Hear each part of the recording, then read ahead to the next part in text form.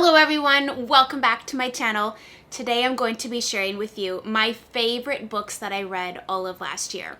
So besides taking a very long break from YouTube and social media, two things that I got into. Number one, I became a plant mom, hence this is my latest baby. I haven't named her yet, I'm just still kind of getting to know her. But I became a plant mom, and number two, I really got into reading. In fact, I went down a really long trail of YouTube, Bookstagram, like really getting some hardcore recommendations, considering them, and then going out and finding my own books. And so today I wanted to share with you my favorite books that I read. If you'd like to know everything that I read, I do have a Goodreads profile. I don't even know what it is, but I'll put it in the description box. And that way you can see everything that I read and take that into perspective. A little bit about my reading style. I read everything. I really, just me in general, I like a variety of things, hence the variety on my channel. I know it goes against business practice, or to really, grow your channel, you gotta hone in on one little niche thing. Well, the problem is I don't have just one thing I enjoy. I truly am a person who loves variety of all things. And so my reading style is I'll read some romance. I love a good contemporary. I'm really into literary fiction. It kind of brings me back to the days of analyzing things in advanced English class. Love that so much. Also love a good funny book. I love science fiction. I've read a little bit of horror. It's not my go-to, but just a little bit of element of surprise in a book is okay with me. And fantasy. Recently I've gotten really into fantasy. So I kind of am pretty well-rounded when it comes to reading. And so bear that in mind when you're taking my suggestions here. And the other thing I wanted to mention is I will link all these books in my Amazon storefront because, did you know, sure you can buy these brand new, but did you know that you can buy used books on Amazon? And in fact, I've bought several used books on Amazon, especially some older titles or things not in print. Of course, you always have eBay, and there's a lot of used book websites online just in general. So if there's something here that's not currently available, you can always find it somewhere on the internet. It is truly the perfect day to do this. It is absolutely, it's like a monsoon. I'm looking out my window right now, and it's like a monsoon out there. It is dark, dreary. I got my low lighting on. I'm in some kind of mood. Get yourself a cup of tea or a hot beverage, and let's talk about some books. So the first book that I'm going to recommend to you is probably the one I read the longest ago. So excuse me if I fumble over my words and try to tell you a synopsis without giving the entire book away. But this is Elizabeth Gilbert's City of Girls.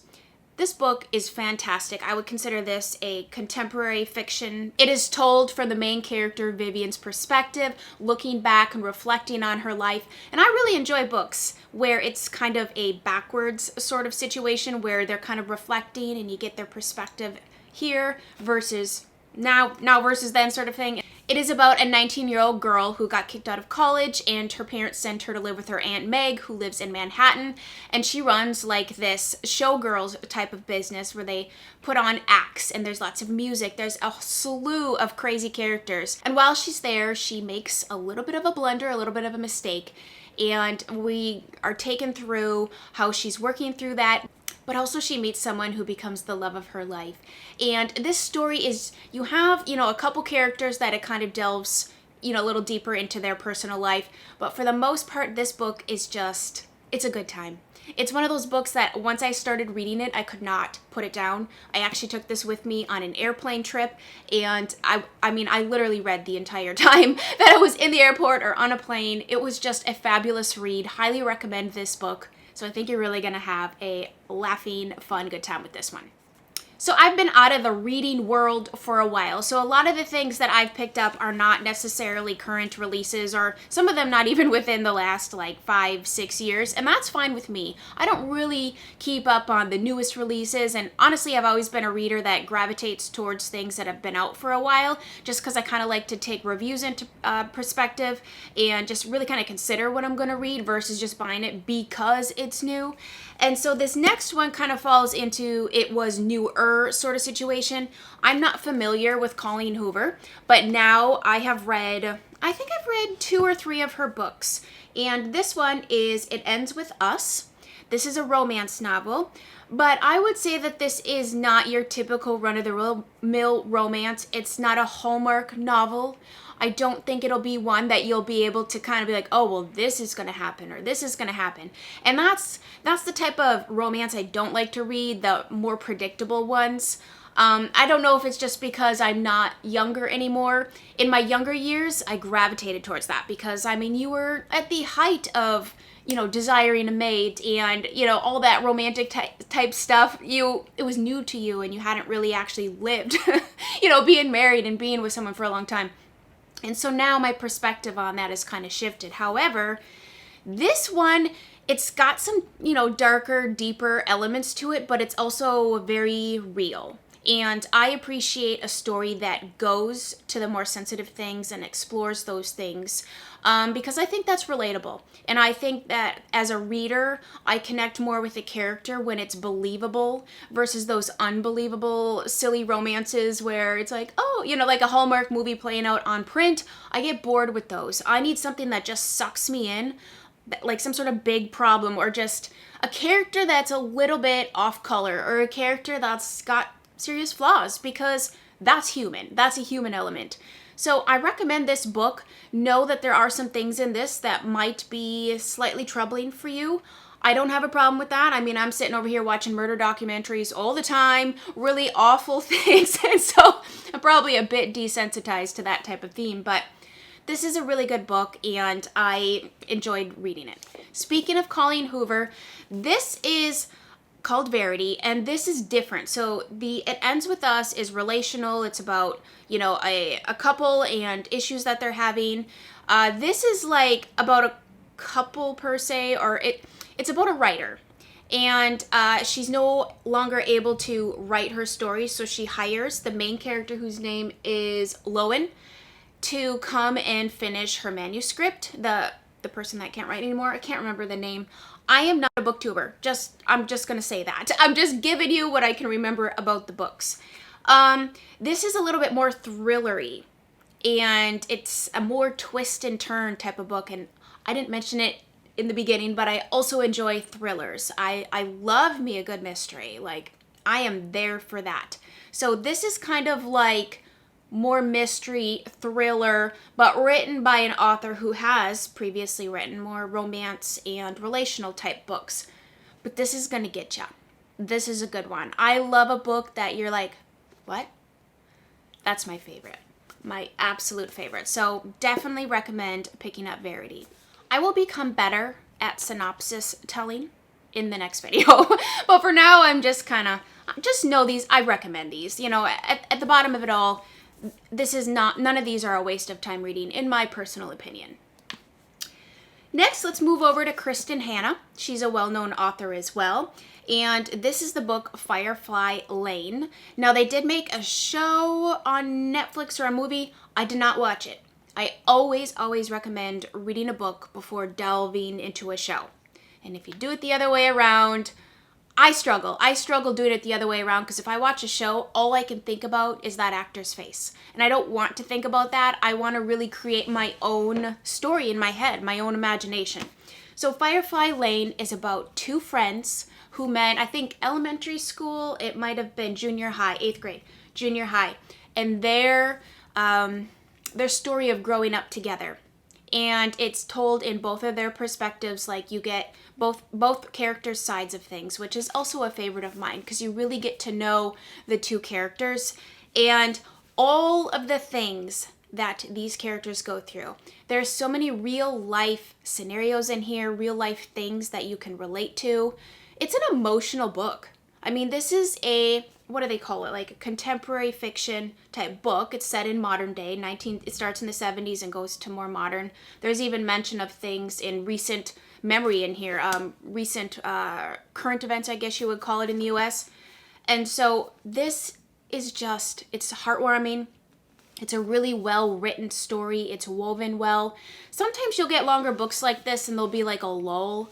I didn't find that this had a lull at all. I guess they deemed that a page turner. But if you're looking for a heartwarming story about friendship and family and, the things that can happen, in relationships, this is definitely a good one to check out. Can you hear the thunder? There's something so comforting about like the ambiance of a storm, just a little bit of thunder and the rain and a cup of tea and a good book. You guys, this is like, I wish you could be here right now and we could have book club. Okay, next is another Kristen Hanna book, The Nightingale. This one, I'm sure you've heard of. This is a really good book. So this is what they call historical fiction, where takes place during World War II. And this book, this is also a page turner. This one's really good. So I've read quite a few historical fiction books over this last year. Not intentionally, because I wouldn't say that's up there with one of my favorite genres. But, you know, as long as it's not too... I find that sometimes if you read a lot of those, it's the same type of story, just with different people. But this one was not like that. So this is a story about two sisters. And once again, you get both perspectives. And I think that's really interesting. I think it's interesting because one character will be talking about her sister in this manner, and then, you know, the sister will respond in her, like, how she really felt, right? And so I think that's also very telling of how relationships can be. And so this is a good historical story about sisters, intentions, and being torn apart, and devastation, and frustration, and it's a really heartbreaking novel. Honestly, but it's good. Some of the themes are the resilience of the human spirit, how durable and strong and brave and courageous that women can be. And so I definitely recommend picking this one up. Let's completely change directions and go over to The Night Circus by Erin Morgenstern. This was weird in every way possible. The atmospheric writing, the writing style of this author, she knows how to create such an atmosphere. I couldn't help but think about, some movies that come to mind. The Greatest Showman. I thought about that movie a lot while reading this, just with the over-the-top, the drama, the theater. It's about, obviously, a circus that appears in the night. It's so cool. It's just such a novel that takes you out of the ordinary. It takes you out of reality. And if you're really looking to read a book that doesn't delve into themes that are super relatable or are deep or are concerning, or just if you're really feeling an escapism type read, definitely recommend this. So the two characters are Cecilia and Marco, and they have to do this competition. It's about magicians, and this competition where they have to outperform each other. And it's so much more than that, though. Once again, just like with most books, you read the dust jacket, you read what, the synopsis is about, but then it also delves more into the characters, and it delves more into who they are and their thoughts and their experiences and their relationships. And this is just a really fantastical read. We're getting down to, where's that one? Oh, there it is. Okay. We're getting down to the books that probably most surprised me and are kind of my top. Now, I didn't even intentionally do this, but I'm just looking at these. So this one, CloudCuckoo Land by Anthony, is it Doerr or Doerr? I don't know how to pronounce his last name. So he wrote the book All the Light We Cannot See, which I believe is a historical fiction novel. It was very popular. I actually haven't read that. I picked this one up during, in December. Barnes & Noble does half off their hardcover books. Jot that down for future reference, because that's a great time to pick up novels. But this book was so good. Now, I will tell you, it took me a little bit to get into it. I'm not a slow reader, but I'm not a fast reader either. And sometimes I have to read something a couple times to be like, okay, now what? What was that again? This is a book that has several different character points of views. I think there's like 4 or 5. So it took me a little bit. And each chapter is broken down into that person's perspective. It takes place over 3 different time periods, I think. 2 or 3 different time periods. So it took me a little bit to get into it. But you guys, this was so cool. This is another one of those reads where it's kind of like not realistic. It is kind of fantasy, but science fiction, but just a fun book to read. Like when I think about something that's going to be escapism, I think about The Night Circus, and I think about something like this. There is, between all these characters, there's a common thread, right? And that common thread is very interesting, and it's very fun to read. I'm not really giving a good synopsis of this because I can't fully remember everything about it. All I know is that I remember finishing this and just kind of sitting and just stewing on it a little bit. You know, sometimes you read a book and you're like, huh, well, that was genius. And so that's kind of how I felt about this. Okay, you guys, if you like science fiction, so there's like science fiction that's more like science-y and astronauts and, you know, like New Worlds type of thing. Then there's science fiction like Stranger Things, the show on Netflix, where it's like monsters and weird and like things that aren't actually real but are, you know, and so this kind of falls into that side of things. And it's Justin Cronin, The Passage. So if you like the show Stranger Things, you will 100% like this book. So this is a trilogy. I have not purchased the other two yet, but this is a really, really well-written book. I appreciate an author who can grab your attention and then keep it. With the way the words are written, the sentences are constructed, the character development, the plot of the story. Like I said, sometimes you might have some of those, but not all those elements. And when you get it all, it makes for a great read, in my opinion. This is about like a science experiment sort of thing gone wrong, and how it affected a group. They were testing on humans, and then what happened to them in this lab, and then they broke out, and it like, think Stranger Things. It's weird, but really, really good. I really enjoyed this. So it's about this little girl named Amy who was abandoned by her mother, and then like there's these shadowy figures behind a government experiments of apocalyptic proportions, which I already explained. And then there's also a special agent, Brad Wolgass, so he's going to be tracking her down. So you have Amy, and then you have the policeman. I call him policeman, but special agent. And how their relationship forms and how he wants to get her safe, and their journey together.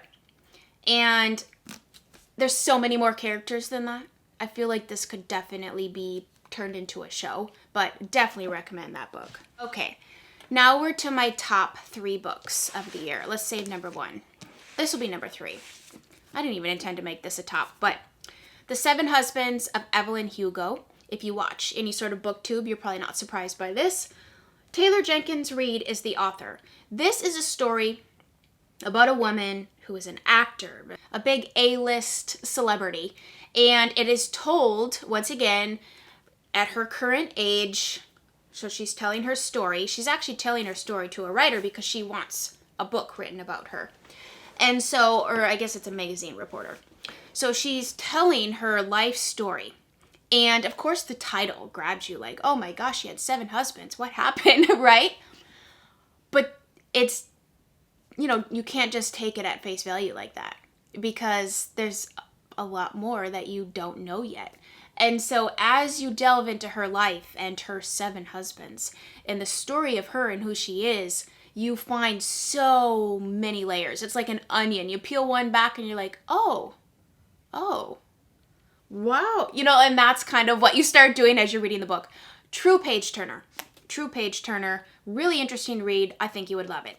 Okay, my top 2 books of the year. The Bookish Life of Nina Hill. You guys, this is by Abby Waxman.